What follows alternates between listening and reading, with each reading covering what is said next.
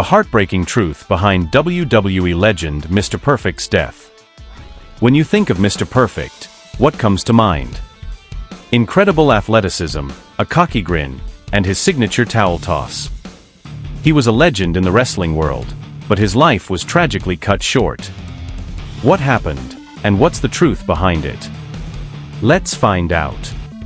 Curtis Michael Hennig, known as Mr. Perfect in the wrestling world, was a standout in American professional wrestling. Born on March 28, 1958, he came from a wrestling family. His father was Larry the Axe Hennig, and his son, Curtis Axel, also became a wrestler. Kurt started wrestling in 1988 and quickly made a name for himself. In the 1980s, he won several championships in Pacific Northwest Wrestling and the American Wrestling Association, AWA. He really turned heads in 1987 when he won the AWA World Heavyweight Championship from Nick Bockwinkel and held it for over a year, which was pretty impressive. After dominating the AWA, Kurt moved to the World Wrestling Federation, WWF. There he had a big rivalry with Hulk Hogan and won the WWF Intercontinental Heavyweight Championship twice, holding the title longer than anyone else in the 90s. The WWF really respected Kurt for pushing technical wrestling to new heights.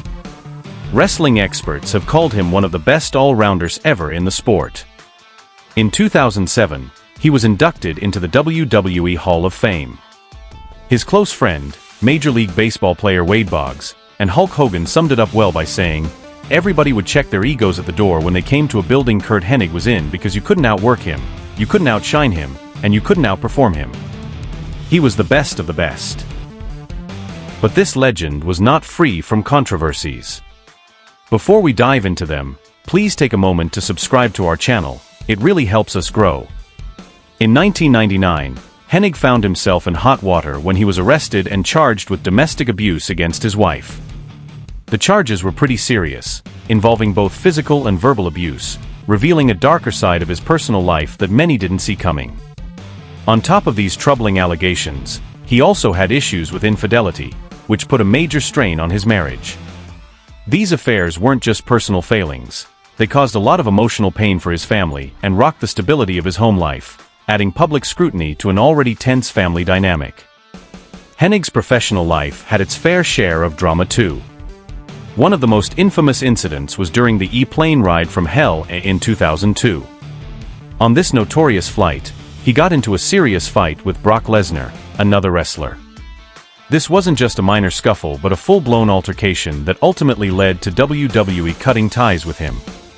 It was a significant blow to his career and reputation. His strong personality often led to clashes with other wrestlers and people in charge, which might have cost him some opportunities in the wrestling world. Being a tough character can be an asset in the wrestling ring, but it seemed to complicate his professional relationships and career progression. His time in WCW in 1997 is another key part of his story. He left the company suddenly after a dispute with management, leading to a messy legal battle and a lot of bad blood. This wasn't just a simple career change, it was a major fallout that left him at odds with a big part of the wrestling industry. But then something so tragic happened that it will break your heart. On February 10, 2003, the wrestling world was rocked by the sudden death of Kurt Hennig. He was found in a hotel room in Florida, just 6 weeks shy of his 45th birthday. The cause? Acute cocaine intoxication, said the Hillsborough County Medical Examiner. His father added another layer to the story, noting that steroids and painkillers were also part of the tragic equation. Everyone in the industry knew Hennig had been battling substance abuse for a long time. Throughout his career, he'd been suspended a few times and faced plenty of ups and downs because of his addiction. He tried to kick the habit more than once, but addiction is a tough beast to tame, and sadly, it got the better of him in the end.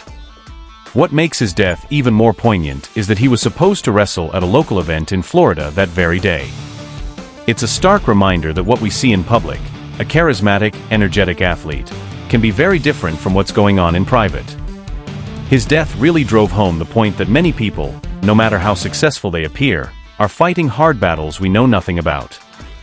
Hennig's passing sent a wave of sadness through the wrestling community, sparked a lot of soul-searching, and highlighted the dangers of substance abuse. It also showed how important it is to reach out for help. His death was a huge blow, but if there's a silver lining, it's that it led to more awareness and better support for addiction recovery in wrestling. Sure, his death wasn't easy to take, and neither was his career.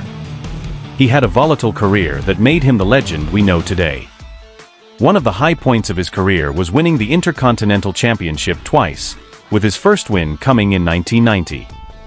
Those title runs helped cement his status as a top-tier performer. He had some classic battles with guys like Bret Hart and Hulk Hogan that are still talked about today for their intensity and pure wrestling quality. Mr. Perfect wasn't just a solo act either. He was part of memorable storylines, including his partnership and later rivalry with Ric Flair. When he wasn't wrestling, he served as an executive consultant to Flair, which added a whole new layer to his character.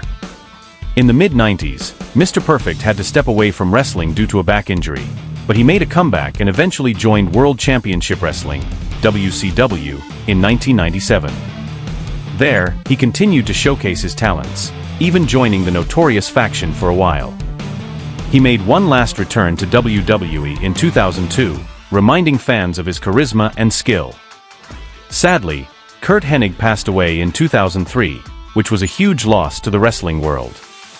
He left behind a legacy as one of the best technical wrestlers ever and was inducted into the WWE Hall of Fame in 2007.